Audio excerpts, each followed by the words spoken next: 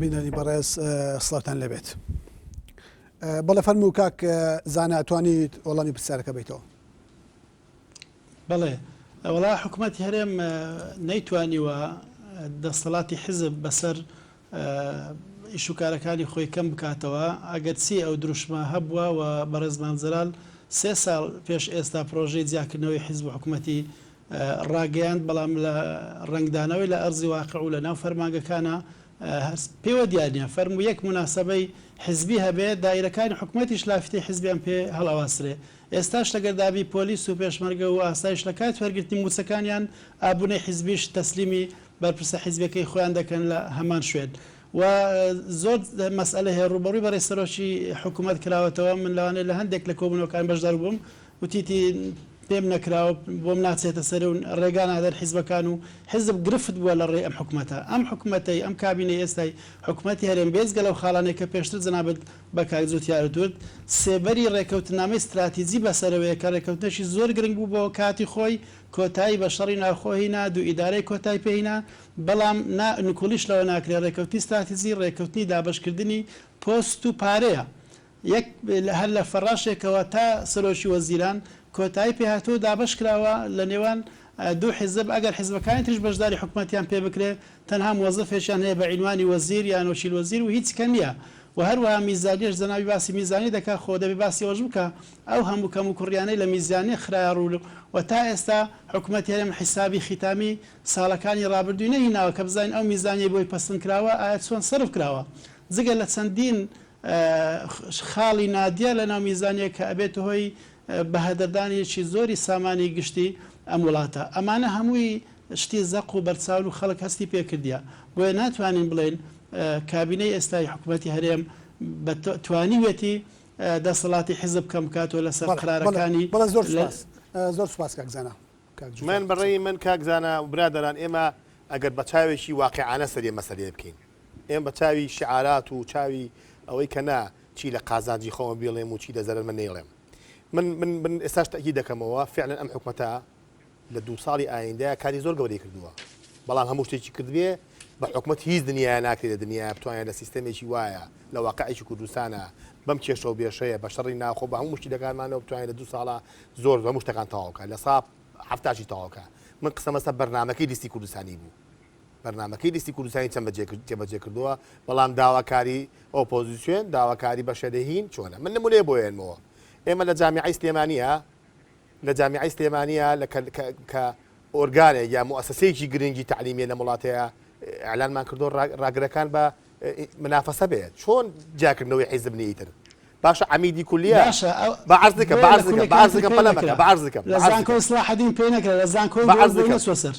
دەکەم بە قوربان ئێمە بەڕێوەبەرە گشتەکانی سلێمانی کە پێشتر بەڕێوەبەرمانەی ئەعلانمان کردو بە منافەسە بێ کاکە ممچینە کۆمەڵی ئیسلامی دەرچێ یەکگرتوویەکی باش دەرچێ هیچ نەماوتۆ بۆچینە کە لەوانەیە پێمان خۆش بێچێتی دەرچێ ها ینی طبیعەتی حیزبەتی وایە تۆ ژوای ئەو کەسەی یەک کۆمەڵ و یەکگرتو ژوایە خۆ ئەگەر کۆمەڵی یەکگرتو بەیانی حکوومەت یان ئۆپۆزیسیۆن حکوومەت تەشکیلکەن معلومە پۆستە باڵەکان هێن بە کەسی خۆیان هێن بە کادرەکانی خۆیان خۆ تەجروبە وایە چ پۆستێکیان هەیە ئەوانەی کۆمەڵ ئەوانەی یەکگرتو ئەوانەی گۆڕان ئەندامی خۆیان نەبێت ئەندامی کەسێکی تر بێن بیکرد بە ئەندامی خۆیان ینی کۆمەڵ بەیانی لە حکوومەت تەشکیل پۆستیان هەبێ کاکە ئەگەر بەیانی حکوومەت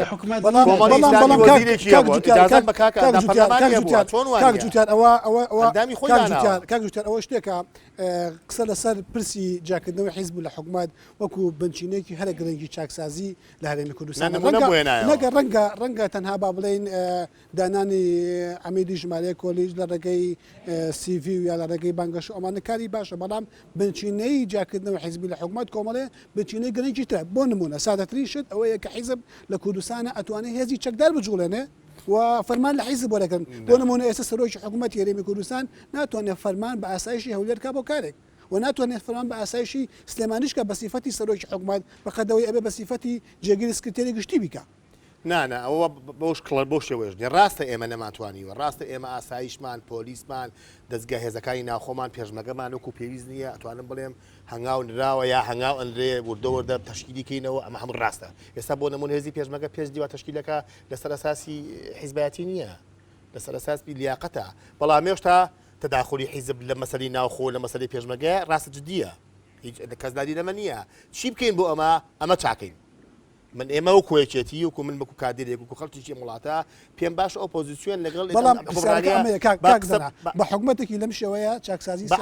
مەسەلەکە حکوومەتی شێوە حیزبێکی لەم شێوەیە هیچ علاقی بەوە نییە علاقی بە نیەتەوە هەیە من ئەڵێم حاڵەتێک دروست بووە ئەم حاڵەتە تۆ وەرە دانیشین چۆن ئێمە فعلەن مؤسساتی گرنگ کاکە تۆ ناتوانانی لە وڵاتەیە حیزبەتی بن بڕکەیت بڵێ نابێت کەس حیزبەتی بکە کابراایکی ئاسایش کابراایکی پۆلیس ئێمە لە ئاسایشی سلێمانی لە ساچەی دەنیەوە بە گۆڕان و بە ئۆپۆزیسیۆن بەحساب حیزبیە و کۆنتترۆلی حیزبە لە ساچە بڕبگەڕەوە انتخاباتی 25 و 23 چەندی دەنگیەوە بە کۆمەڵی ئیسلامی ئەندامانە بۆ ناو ئاسایش تێمان دەنگیاوە بە کۆمەڵی ئیسلامی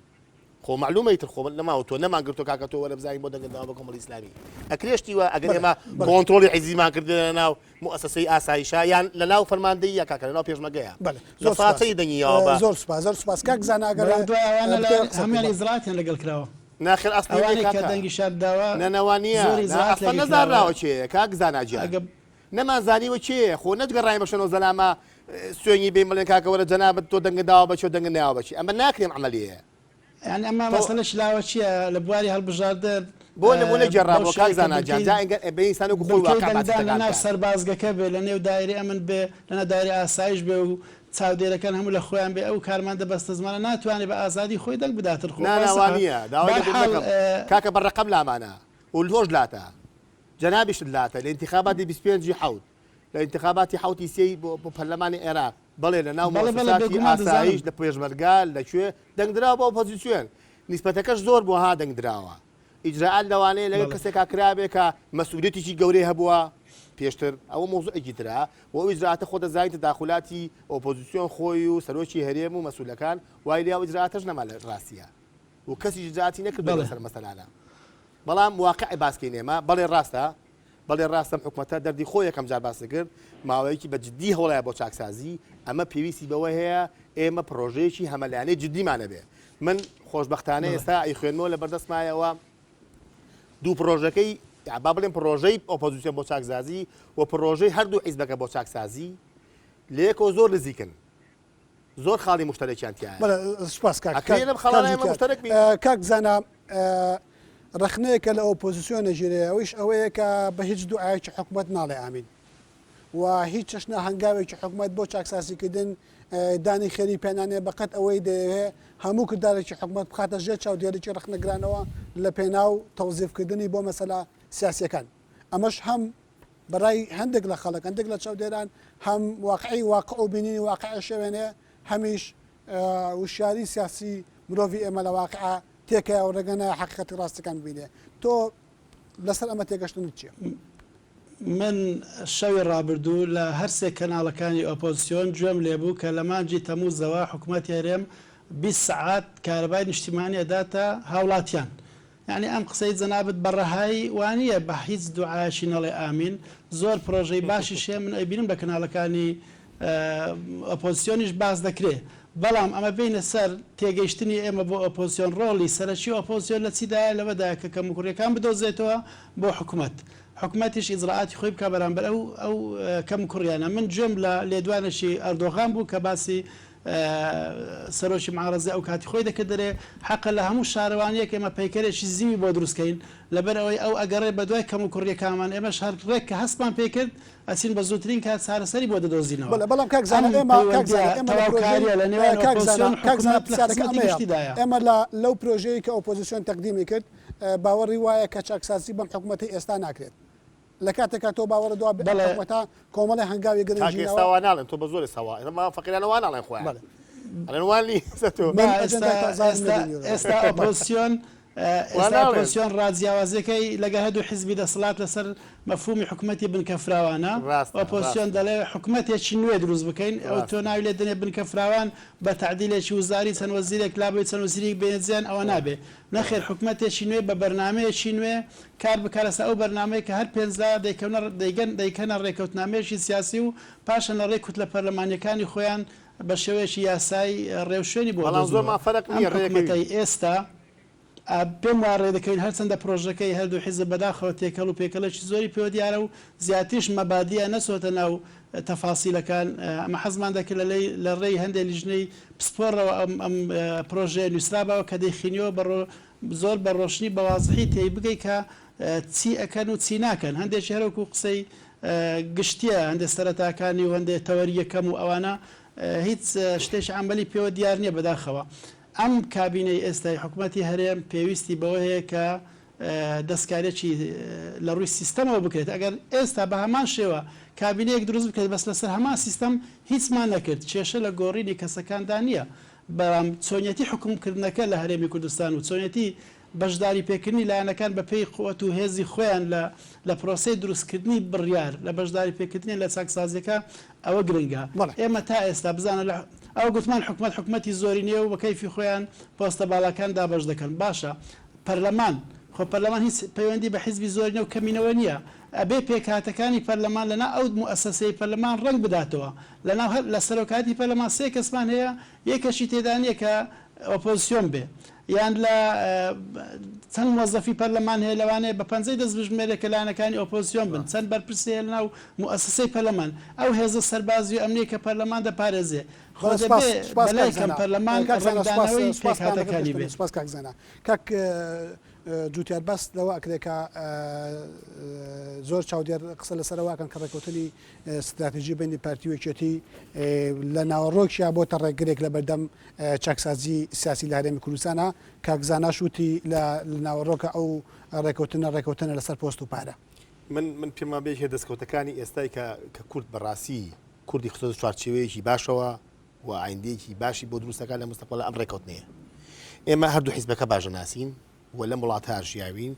ڕێکەوتنی استراتیژی فعلا سێبەری شەڕی دروستەوە نەک سێبەری مەشاکل دروستکات سێبەری مەشاکلی دروستەوە بەڵام ڕێکەوتنە چەند جێبەجێ کراوە چۆن جێبەجێ کراوە تەفاسیلی جێبەجێکردنەکەی ڕێکەوتنەکە چۆنە ئەمە مۆزوعێکی ترە من پێم وایە وەکو کادرێکێکی ئێمە لە زۆر تەفاسیلی ڕێکەوتنەکە دەبوایە پەلەمام کردایە یا بەعزێکی جێبەجێ نەکراوە حتا لە دوو ئیدارەیە بەڕاستی ئەمە واقعا لە دوو ئیداری کوردستانە دەبوایە پێی ڕێکەوتنی استراتیژی ئێمە زووتر ئەم خاڵانەی ڕێکەوتنەکەمان جێبەجێ بکردایە لە ئیدارەکە جێبەجێمان کردایە لە مەسەری مالیە ئەمە تەخیر نەبووە بۆ ئەم ساڵ و پارۆمانە پێشتر کرایە بەڵام وەڵحاصڵ مەبدەئی ڕێکەوتنی استراتیژیەک و کارێکی سیاسی پرۆژەیەکی سیاسی جدی لە هەرێمی کوردستانە لە ئێستایە و لە پڕابردووە پرۆژەیەکی جدی باش بووە بەڵام بۆ ئایندا چەند پێویستەکە بمێنیا چۆن بمێنیا تەشکیلەکەی چۆن بێ و مۆزوعێکی ترە من بە تەسەوری خۆم وایە کە لە انتخاباتی ئایندەیە ئەم ڕێکەوتنە بە لە نوعێ نەوعەکان من ناڵێم نامێنێت بەڵام نوعێ نەوعەکان کە گۆڕانکاری بەسەرا دێت کە یەکێتی لەوانەیە بۆ خۆی بە لیستێ دابەزێ و پارتی بۆ خۆی بە لیستێ دابەزێ و هەموو حیزبەکان بە لیستی دابەزن بۆی هەم قەباری خۆیان بزانن هەم دوای انتخابات نوعێ لە تەحالوفات دروست بێت ئەمەش طبیعیە بەڵام ڕێکەوتنی استراتیژی نەتیجە هیچ پەیوەندیە بەرژەوەندی دابشکردنەوە نییە هیچ پەیوەندی بە پۆست و پایەوە نییە دوو حیزبەیە لیستیشیان نەبووە لە پەرلەمانە ئەم لیستە ئەکسەرێتی خەڵکی دەنگیاوەتێ کە لە 59 لە 60 معلومە لە هەموو دنیای وایە ئۆباما ژوە دەنگێناوە حیزبی عمالی فلان بەریتانی لە انتخاباتە دەرنەچووە حیزبی محافظین دەرچووە حیزبی محافظین حکومەت تشکیل دەکات کە حکومەت تشکیل بوو معلومە حکومەت دەپێی ئەندامانی پەرلەمان و کۆمەڵی اتفاقی تشکیل دەبێت ئەمە تەوزیعی پۆست و پایە نییە ئەمە حکومەتی ئەڵمانیا وایە حکومەتی سوید وایە هەموو حکومەتی کاکە ئێستا لە تورکیاکەی زۆر ڕەفیقی کاکزانە ئەوان ئوردوغان و ئەوان وەزیر گوت حکومەت تشکیلەکە ئێمە بەعەرز دەکەم ئێمە مدیرعامان کاکی بەڵام تا ئاستی فەرمانبەرێکیش ڕاستە ئێمە لە مدیر عام نییە کاکی قسەم لەسەر فەرمانبەر نییە من پێ دەڵێم ئێمە هیچ کاتێک بەعەکسەوە غەڵەتەکەمانە بۆ هەندێک مدیرمان نەگۆڕیوە هەندێک مدیری وایە 30 ساڵە مدیرە 20 ساڵە مدیرە دایرەکانە ئێستا حکومەتە قەراری داوە ئەوەی 4 ساڵ مدیرێ بی گۆڕانکاری لەسەر بێنێت قەراری داوە هەندێک لە مدیر دەسەڵاتی دادوەریش دەسەڵاتی دادوەری ئێمە دانیشتن ئەندامانی مەکتەبی محکەمەی تەمیزیان دیاری کرد بەعەرز ینی لەوەش ئێمە لە پۆستی باڵانە بێت ئێمە لە پۆستی باڵانە بێکەم علاقی بە بەڵام بۆ محکەمەی تەمیز و دادگاکانیانەوە من محکەمەی تەمیز و دادگاکان بەعەکسەوە ئێمە پێمان وایە کە محکەمەی تەمیز و دادگاکان ئەخر پێمان وایە عەرزی واقع کاک جوتیار عەرزی واقع مەبەستە ئەوەی کە هەیە نەک ئەوەی کە تۆ پێت وا بێ لێرەیە با من عەرز دەکەم ئێمە لە محکەمەکانی سلێمانی و محکەمەکانی هەولێر تا کەمێک ئەگاملێتی ئێمە بە تەسەوری خۆم وایە کە محکەمانە زۆر مستەقیلن ئەم محکەمانە هیچ کاتێ بە ئەنجدەی حیزبیشیان نەکردووە جا حاکمێ خۆی لە دواوە حیزبیە یەکێتی یا پارتیا گۆڕانەیە کۆمەڵەیە گرتووە ئەمە دەسەڵاتی من و تۆیتیان نییە بەڵام نەتیجە ئەم پیاوەیەک حاکم بە ئەجندەی حیزبێکی معێن کارەکات یا بە قانون و تعلیماتی قانونی کارەکات ئێمە مشکلەکەمانەوەیە کە بە قانون کارەکەن قانونەکەش ئەوەیە کە هەندێک قانونی پێویستی بە تعدیل هەیە لە محکەمەکانە تعدیل لەوەی کە قانونەکان وا تەشکیل بۆ لە وڵاتەیە بۆ زەمانێک کراوە لە زمانی حکومەتی کۆنە پەرلەمانی ئێستاە 10 ساڵ لەمەوە پێشە کە ناتوانێت وەزعی ئێستا تێر بکات یعنی قانونەکان با بڵێ محکەمەکان درێژە ئەکێشێ زۆر کێشەیە سپاس کاک جوتیار کاک زانا بێگومان سەربەخۆی دادگاکان بنچینەی هەرە گەرنگی دامەزراندنی دەسەڵاتێکی سیاسی دیموکراتە و دەسەڵاتێکی سیاسی دادپەروەرە کاک جوتیار پێمان هەڵدە کە هیچ کاتێک دادگاکانی کوردستان لە پشتی و ئەجەندایەکی سیاسی یا حیزبی نەبووە بەڵکو تەواو سەربەخۆن قسەی تۆ لەسەر ئەمە چییە؟ وەڵای من وەکو پارێزەرێک زۆر ئاگام لە کاروباری دادگاکانی کوردستان هەیە بە تایبەتی لە هەولێر کە بە خۆم لەوێ نیشتە جێم بەداخەوە دەسەڵاتی دادوەری تەنها بە یاساکەی سەربەخۆوە یاس لە خولی دوی پەرلەمان من کە لە ئەندای پەرلەمان بووم یاسای دەسەڵاتی دادوەریمان دەرکرد و سەربەخۆی تەواوماندایە ئێستا سەرۆکی دەسەڵاتی دادوەری هیچ فەرقینە لەگە سەرۆکی دەسەڵاتی تەلفیزی کە سەرۆکی حکومەتی هەرێمە و هیچ فەرقینە لەگە سەرۆکی پەرلەمان بەڵام دیارە ئەوان چەند دەرەکەون ئەو چەند جمو زۆر و دەسەڵاتی هەیە ئەمە لەلایەک لەلایەکی تر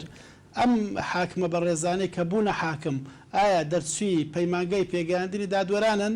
یان هەموو کادیرە حیزبەکان بوون کە لە سلچی قەزا ئیشیان کردووە و ئیتر بە تەسکەی ئەم و ئەو بسەرکەوتون پاشان من دیان حاکمت بۆ دیمەوە کە لەلایەن بەرپرسانەوە بە چەندین نامە و تەلەفۆن فشاری خراوەتە سەر لە ڕابردوو بۆ پشگیریکردنی فلان و پشگیری نەکردنی فلان و حکم دەرکردن بەم شێوێ و بەم شێوێنە لەوانێ بخۆم لە چەندین دۆسێ بەشداری بوو بم کە ئاگام لێە حاکم هەبووە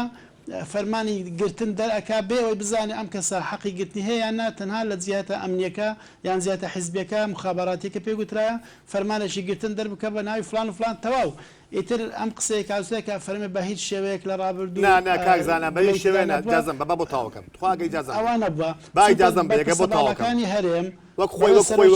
خۆی کاکزانە گیان وەک خۆی قسەکە بگات دەسەڵاتی دادوەری کەم و کوڕی تێدا ئێمە ئەگە بمانوێت چاکسازی بکەین ڕێی من وەکو قانونیەک ئەگە بمانوێت چاکسازی بکەین لە هەرێمی کوردستان با لە دەسەڵاتی دادوەری زۆر باشە زۆر باشە دەسەڵاتی دادوەری کەوتە سەر پێی خۆی هەموو حاڵاتێک مافی مەزمونە هەموو حیزبێک مافی مەزمونە هەموو فەرمانبەرێک بەرامبەر مەسئولی دایرەکەی مافی مسۆگەرە با لە دەسەڵاتی دادوەری دەست پێ بکرد ببینە خاوەنی دەسەڵاتێکی دادوەری کە بەرپرسە باڵاکانمان لە بەرامبەری ترس بیانگرێت بەڵام باشە کاک جوتیار من یەک پرسیار لە تۆکەم تۆ باس لەواکەی دەسەڵاتی دادوەری لە کوردستانە سەربەخۆیە بەڵام ئێمە لە ئەزمموی حکومڕانی کوردستانە چەندها وەزیرمان هەیە بە شێوەیەک لە شێوەکان لە گەندەڵی گڵاوە بەڕێوەبەری گشتیمان هەیە چەندها کەیسی سیاسی مەترسیدار هەیە وەکو فایلدارەکان و کۆمەڵەش لە دوای ڕوخانی ڕژیم ئاشکرا بوو کۆمەڵێ مەسائلی هەستیار لە کوردستانە هەیە ڕووداوەکانی ئەم دوای کوردستانش خۆ پیشاندانەکان کۆمەڵێ مۆزوعی تری هێنایە پێشەوە لە هەموو ئەمانەیە نەمان بینی لە پرسیارێکی حیزبی لە بەردەم دادگا ڕابوەستێ و دادگا لە پرسیینەوەی لەگەڵ بکە سەربەخۆی دادگا لەکوێ ئەمە ئەومێجیان ئەو کاکزانە خۆی محامیە لە قانون نەزانێ من مچینە بەقی ئەوی لێ نەزانم لە قانون و محکەمە و حاکم ئەمە واقعە بەڵام من ئەوەیەک ئاگادار بەڵام وەکو چاودێرێک بینەکە لە دوورەوە توانی ببینیت بەعرزەکەم قانون لەسەر سیستەمی محکەمە لەسەر سیستەمی قانون دانراوە قانون عقوبات عراقیە وایە یعنی حاکمێک ناتوانێت بەدەر لەم قانونە هیچ حکومێ بات میکانیزمی بە قانونکردن و محکەمەکردنەکە میکانیزمێکی کۆنە باسم بۆ کردی سیستەمەکە وایە فایلێ 3 ساڵ ئەخولێتەوە طبیعەتی محکەمە وایە محامی هەیە و کەسە یعنی هیچ کەسێک نیە لە دنیاە قەزێکی و محامی نەگرێت دەی محامی معلومەی تر بۆ گرێکە دیفاعی لێ بکات يعني محامێک نییە بچێ لەگەڵ حاکمەکان ڕێکەیە بڵێ وەڵام من دیفاع ناکەن لەو متهمێکە لە ئەگەر هەر کەسێ بێت کێسەکان بە نوقسانی خۆ بۆ نییە کە لە تەلەڤیزۆنێکە لە علامێکە لە ڕاگەاندنێکە لەسەر کەسێک قساکری کەمەی کردووە مەسەلەکەەوە نییە کە هاتە محکەمەوە بە قانون و بە مەسەلەی مادی و بە مەسەلەی هین تعامل لەگەڵ کێسەکە ئاکرێ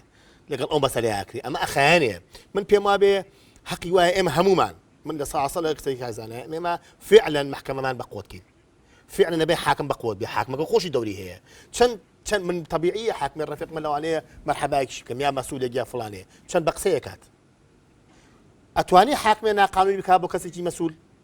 ئەخرە ئەمە چۆن نەکرێم ئەنا قانونیە یعنی توانێت حاکمێک کەسێکی تاوانبار بک بە بەری یەکە بە تاوانبار بە قسەی کەسێک پێی بڵێ وابکە ئێ باشەوە مەحامیە و کەسە قانونی هەیە مادەی قانونی هەیە مستەشاری هەیە هەتی هەیە من بڕێی من ئەمە خۆی میکانیزمەکە جارێکە دەست ینی میکانیزمی سیستەمی محکەمەی وڵاتی ئێمە دادگای وڵاتی ئێمە باشە زۆر سپاس کاک زانە پێت وایە لە کوردستان ئەگەر باس لە چاکسازی بکرێ وەکووتمان بنچینە دادگاکان و سەبەخۆی دادگاکانە داواکاری گشتی لە کوردستان تا چەندێک بە شوێن ئەو کەیسانەیە چووە کە لە بەرژەوەندی سیستمی دەسڵاتداری لە هەرێمی کوردستانە نیە داواکاری گشتی لە کوردستان محکومە بە یاسایە کە کاروباری داواکاری گشتی ڕێک دەخات من ئەوەندەی ئاگادارم لە خولی دوی پەرلەمانەوە چەندین جار دەستگای داواکاری گشتی پرۆژە یاسایان هەبوو بۆ بەهێزکردنی ئەم دەستگای خۆیان بۆی ڕۆلی چاودێری و ڕۆلی لێپرسینەوە لە مافی گشتی زیاتر بینێ بەڵام لەلایەن کادیرەکانی حیزبی دەسەڵاتەوە لە پەرلەمان و لە حکوومەت ئەو ئیرادەیە نەبووە کە مەجال بدرێت داواکاری گشتی لێکۆڵنەوە بکات لە دۆسیەکانی گەندەڵی یا دەورەشی باشەبی لە دادگاکان هەر نەیانتوانی ئەم یاسایان هەموار بکەن بە شێوەیەکی وەکە کارابن لە ئیشکارەکانی خۆیان و ئەوانەی کە هەش بوون ئەم یاسای خۆشن ئێستا تا ئەندازێک مەجالیان پێدا حرەکەت بکەن بەڵام لەبەر هەم کۆت و کۆسپانێکە لە ڕابردوو لە پێشیان هەبنیان توانیوە ئێستا پشتگیریەک بۆ دەرئەبڵدرێ بۆ داواکاری گشتی و ئێستا خەریک ئەکەونە کار و زموزۆڵ بەڵام ئەم دەستگایە تا سەر بە وەزارەتی عەدڵ بێ فەرمان لە وەزیری عەدڵ لە حکوومەت وەرەگرێ جێ خۆیەتی دەستگای داواکاری گشتی بگەڕێتەوە سەر سوڵتەی قەزایی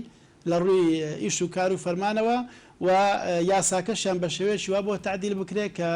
دەوری نوێنەراتی مافی گشتی بنوێنن و بتوانن ئەو دۆسیانەی کە پەیوەندیان بە گەندەڵی هەیە و لە دەستگای چاودێری دارایی ڕەوانە ئەکرێت ئەوان وردەکاری زۆی لێ بکەن و بەرپرسەکان ڕوبەڕووی دادگەکان بکەنەوە ئێستا ئەمە پێداویستێکی هەندووکەیە و لە سەرۆک هەرێم هەر باسی کردووە خۆشببختانە لە پرۆژەکەی شەتی پارتی ئاماژەیەکی کورتیار پێوەیە و ئۆپۆزیسیۆنیش تاکیدی لەسەر کردوێتەوە کاک زانە لەسەر پرسی چاکسازی سیاسی کە لەلایەن ئۆپۆزیسیۆنەوە پێشنیان ئەکرێ فشار ئەکرێ قسەی لەسەر ئەکرێ یەکێک لەو شتانەی کە لە ناو ڕای چاودێران و ژمارەیەک لە خەڵکە واکات کە بە شێوەیەک لە شێوەکان بەگومان بن بەرامبەر بە ڕۆڵی ئۆپۆزیسیۆن بە تایبەت هەردوو پارتی کۆمەڵی ئیسلامی و گروپ ئیسلامی ئەوەیە کام دوو حیزبە لە ئەزمونەکانی تری حکوومەتی هەرێمی کوردستانە بەشداری حکومڕانیان کردووە بەشێک بوون لە سیستەمی سیاسی قسە لەسەر ئەمەیە ئەگەر ئەجەندای سیاسی ئەم دوو هێزە لە بنەڕەت تا هێزی چاکسازیکردنە بۆ لە ئەزمونەکانی تری حکوومەت بێدەنگ بوون بۆ لەوانی تر بێدەنگ بوون کە بودجە بە هەماشەوە بووە تەداخلاتی حیزب لە حکوومەت هەبووە گەندەڵی هەبووە چاوپۆشی لە هەموو ئەمانە کراوە باسێکی ڕاستەقینە فشارێکی ڕاستەقینە بۆ چاکسازی سیاسی نەکراوە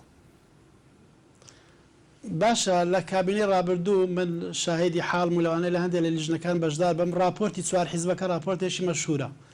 کە لە ئوتێل سارچرا ڕاگەیاندرا من یەکێک لەو کەسانێک کە بەشداریم کرد لە ڕاگەیاندنی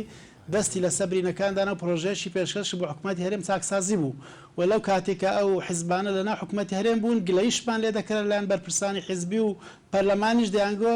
خۆتان یەکلاکەنەوە حیزبانە ئێوە ئۆپۆزیسیۆنن یا حکوومەتن قاسێکتان لای حکوومەتە قاسێکتان ئۆپۆزیسیۆنانە مامەڵە دەکەن زەمابی شتێ ئێستا دەفەرمی کە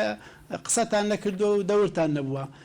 کە ئەو راپۆرتی چوار حیزبەکە بڵاو کراوە ئەو کاتیش بەیاننامەیەکی زۆر تون بە زمانێکی چوار حیزبەکە کۆمەڵ و یەکگرت و سۆشیالیست و زەحمەتکێش ئەو کات پێش هەڵبژاردن راپۆرتی چوار حیزبەکان بڵاو کردو بەیاننامەی وەڵامدانەوەشیان کە زۆر تون بوو لەلایەن پارتی وێچێتیەوە جوابیش درانەوە ئەم جموزۆڵ و ئەم هەوڵانە ئەمڕۆ نییە بەڵام ئەمڕۆ زەمینە لە بارترە دەسەڵات باشتر گوێ ئەگرێ و هەز دەکات کە داواکارێکی زۆر هەیە تەنانەت لەناو خودی حیزبەکانیش من لێرەوە یەک لە هەنگاوەکاری چاکسازی لە کوردستان پێم وایە دەبێ لە نێو حیزبەکان دەبێت بە چاکسازی بکرێت ئەگە حیزبەکان زۆر سپاس پەیامەکە گەشتە من کاک جوتیار ئێمە کاتی بەرنامەکەمان تاو ئەبێت ئەگەر تۆ بتەوە شتێک هەبێ بڵێ شتێک لێم نەپرسی بێتی و پێت خۆش بێ بڵێ وەڵام من پێم وایە پرسی چاکسازی ناهی کەسە نە پرۆژەیەک کەسێکە نە کەسیش بیکا بەهی خۆی پرسی چاکسازی قەدەرێکە ئەبێ ئێمە وەکو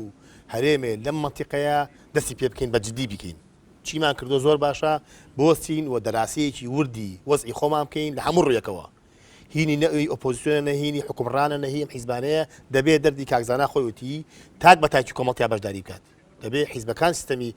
حیزبایەتی خۆشیان دەستکاری بکەن و ئامادەکاری بکەن بۆی کەچی بکەین ڕاستە ئەو قسەیە زۆر ڕاستە ئێمە لە بەردەم ئەگەریەکان کە دەوڵەتی کوردی دروستکەین دەی بۆمە خەوان حەزرکەین بەڵێ زۆر سپاس کاک زانە دو قسەت بکە ئەگەر شتێک بتەوێت بڵێیت